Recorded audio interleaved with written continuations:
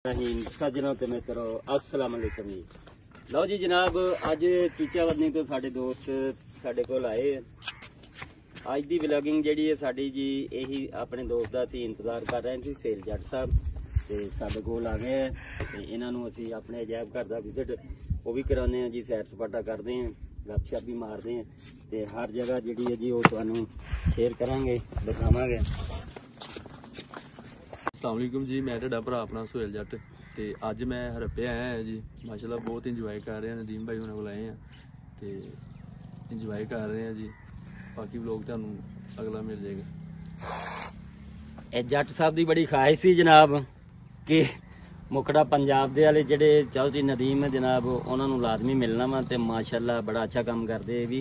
इन्हां दे असीं टिकटॉक भी देखते हैं, व्लॉगिंग वाला भी देखते हैं चैनल ते इन्हां दी ख्वाहिश सी जनाब ते अज साडे को जट साहब साडे को सब तो वड्डी साडी जिहड़ी कह लो भी इस इलाके की मशहूर चीज़ यही है कि अजायब घर सैर तफरीह वाली ते ये तो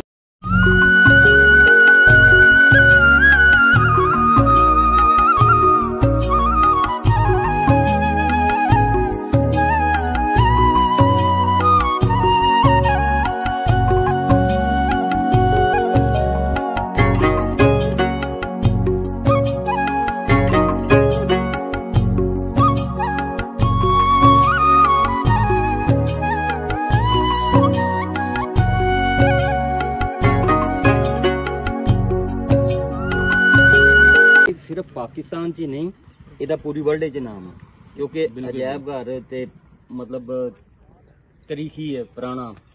कैमरामैन तुहानूं दिखा रहा सारा जिहड़ा ना गर्क होया सारा इत्थे खुदाई भी हुंदी है, ठीक है, अंग्रेज घर दे काफ़ी हद तक हो गई है तो कुछ रहिंदी है तो वह भी मुकम्मल करनगे जनाब ते इंशाअल्लाह जिहड़ा जी सारी एक एक जगह जिहड़ियां ओह तुहानूं दिखावांगे ते यह जिहड़ा अगे दरबार वो भी देखते हैं अपन आ जाओ जी जी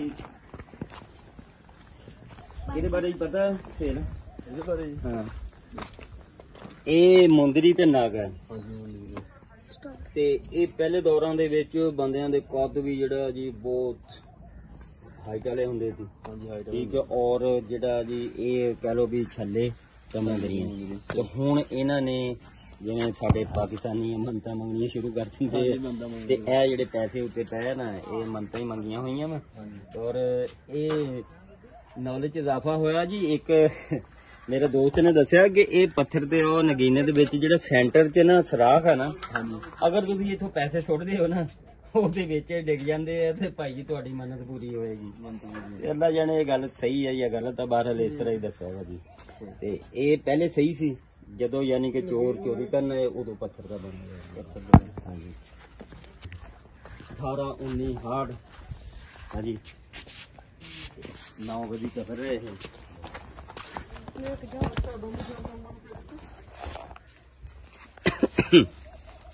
चलो अगे दी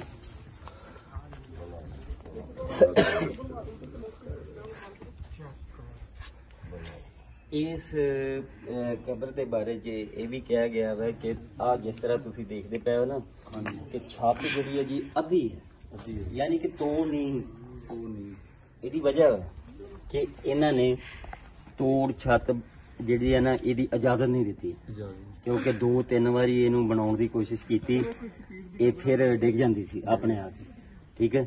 ये एक औरत ये उन्हें ये बनवाया सी सारा कुछ ਤੇ ਉਹਨੂੰ ਫਿਰ ਖਾਬ ਦੇ ਵਿੱਚ ਆਇਆ ਕਿ ਜਿਹੜਾ ਨਾ ਉਹਨਾਂ ਨੇ ਕਿਹਾ ਕਿ ਇਜਾਜ਼ਤ ਨਹੀਂ, ਲਿਹਾਜ਼ਾ ਇੰਨੀ ਜਿਹੜੀ ਹੈ ਨਾ ਇਹ ਬਣਾਓ ਤੇ ਇਹ ਤੁਹਾਡੇ ਸਾਹਮਣੇ ਆ ਖੜੀ ਹੈ ਜੀ, ਠੀਕ ਹੈ ਜੀ।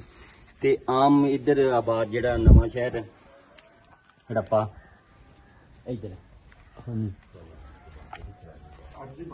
ਉਹ ਜਿਹੜਾ ਨਵਾਂ ਸ਼ਹਿਰ ਆਬਾਦ ਉਹ ਇੱਥੋਂ ਨੀਵਾਂ ਵਾ, ਇਹ ਜਿਹੜੀ ਬਹੁਤ ਹਾਈਟ ਹੈ ਤੇ ਇਹਦੇ ਨਾਲ ਹੀ ਥੱਲੇ ਜਿਹੜੀ ਹੈ ਰਾਵੀ ਵਗਦੀ ਸੀ, यानी कि कोई वक्त सी रावी इथों लंघदी सी, ठीक है।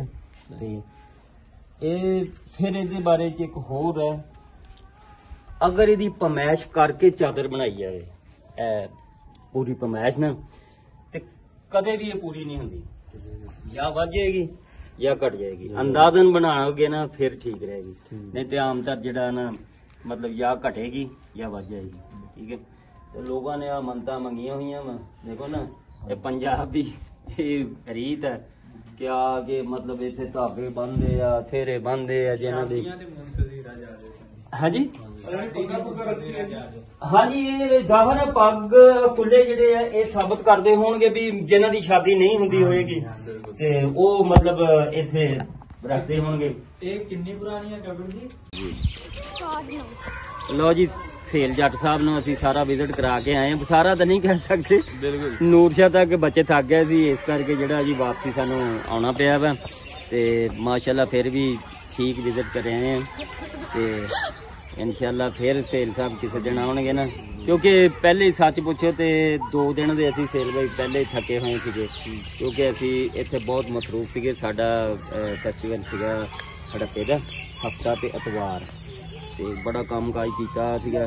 ਤੇ ਹੁਣ ਮੈਂ ਕਿਹਾ ਯਾਰ ਸੇਲ ਬਾਈ ਆਏ ਹੋਏ ਆ ਤੇ ਹੁਣ ਇਹ ਤਾਂ ਨਹੀਂ ਵੀ ਅਸੀਂ ਹੁਣ ਉਹਨਾਂ ਦੇ ਕੋਲ ਜਾਈਏ ਨਾ, ਤੇ ਇਨਸ਼ਾਅੱਲਾ ਜਿਹੜਾ ਜੀ ਮਿਲਦੇ ਰਹਾਂਗੇ ਤੇ ਕੰਮ ਵੀ ਕਰਾਂਗੇ। ਤੇ ਜਿੱਥੇ ਤੁਹਾਨੂੰ ਸਮਝ ਨਾ ਲੱਗੇ ਨਾ ਤੇ ਤੁਸੀਂ ਸਾਡੇ ਕੋਲ ਪੁੱਛ ਲੈਣਾ, WhatsApp ਤੁਹਾਡੇ ਕੋਲ ਮੌਜੂਦ ਹੈ ਸਾਡਾ ਨੰਬਰ, ਤੇ ਇਨਸ਼ਾਅੱਲਾ ਜਿਹੜਾ ਨਾ ਰਲ ਕੇ ਚੱਲਣਾ। ਮਤਲਬ ਸਾਡੇ ਇਲਾਕੇ ਦੀ ਸਕਾਫਤ ਤਾਂ ਬਹੁਤ ਆ। ਬਿਲਕੁਲ ਜੀ, ਅਸੀਂ ਮਾਸ਼ਾਅੱਲਾ ਰੋਜ਼ ਹੀ ਨਵੀਂ ਤੋਂ ਨਵੀਂ ਵੀਡੀਓ ਜਿਹੜੀ ਤਿਆਰ ਕਰਨੀ ਹੁੰਦੀ ਹੈ ਔਰ ਲੋਕ ਪਸੰਦ ਵੀ ਕਰਦੇ ਆ ਜੀ।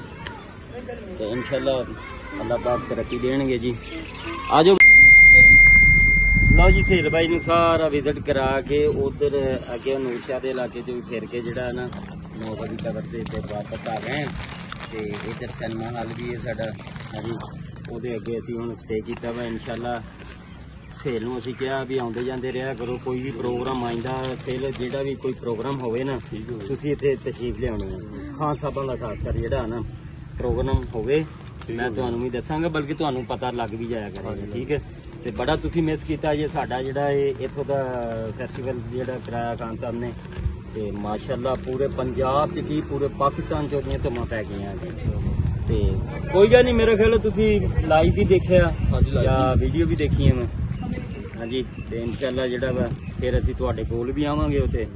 ਹਾਂਜੀ, ਤੇ ਇਹ ਸੀ ਜਨਾਬ ਅੱਜ ਦੀ ਸਾਡੀ ਡੇਲੀ ਰੂਟੀਨ ਜਿਹੜੀ ਹੈ ਜੀ। ਇੰਤਜ਼ਾਰ 'ਚ ਸੀ, ਇਹਨੇ ਮੈਨੂੰ ਰਾਤ ਦਾ ਸੇਲ ਨੇ ਵਾਇਸ ਮੈਸੇਜ ਵੀ ਕੀਤਾ ਸੀ ਕਿ ਅਸੀਂ ਤੁਹਾਡੇ ਕੋਲ ਆਉਣਾ ਹੜੱਪੇ, ਤੇ ਥੋੜਾ ਜਿਹਾ ਲੇਟ ਹੋ ਗਿਆ ਸੀ ਲੇਕਿਨ ਆ ਗਿਆ ਵਾ। ਤੇ ਅਸੀਂ ਵੀ ਇਹਨਾਂ ਦਾ ਵਾਅਦਾ ਪੂਰਾ ਕੀਤਾ, ਪਹੁੰਚੇ ਹਾਂ ਇੱਥੇ।